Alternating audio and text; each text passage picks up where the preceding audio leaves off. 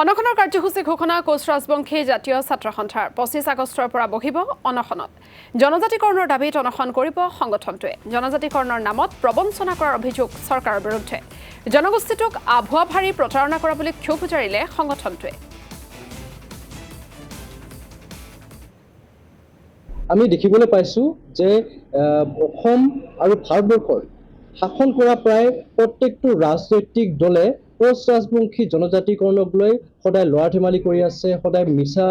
প্ৰতিশ্ৰুতিৰে আমাৰ কোচ ৰাজবংশী জাতিক তেওঁলোকে সদায় ব্যৱহাৰ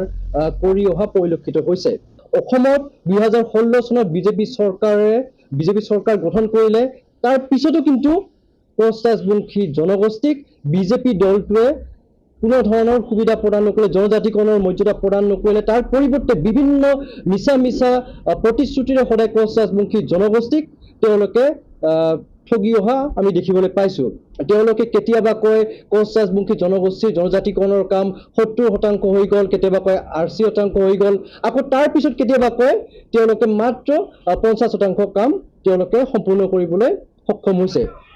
এতিয়া আমি কোনবোৰ কথাত বিশ্বাস কৰিম গতিকে চৰকাৰৰ এই প্ৰতাৰণা আৰু প্ৰবঞ্চনাৰ বিৰুদ্ধে আমি প্ৰতিবাদ সাব্যস্ত কৰি অহা 25 আগষ্ট তাৰিখে বঙাইগাঁও জিলাৰ যি বৰপৰা ফিল্ডত আমি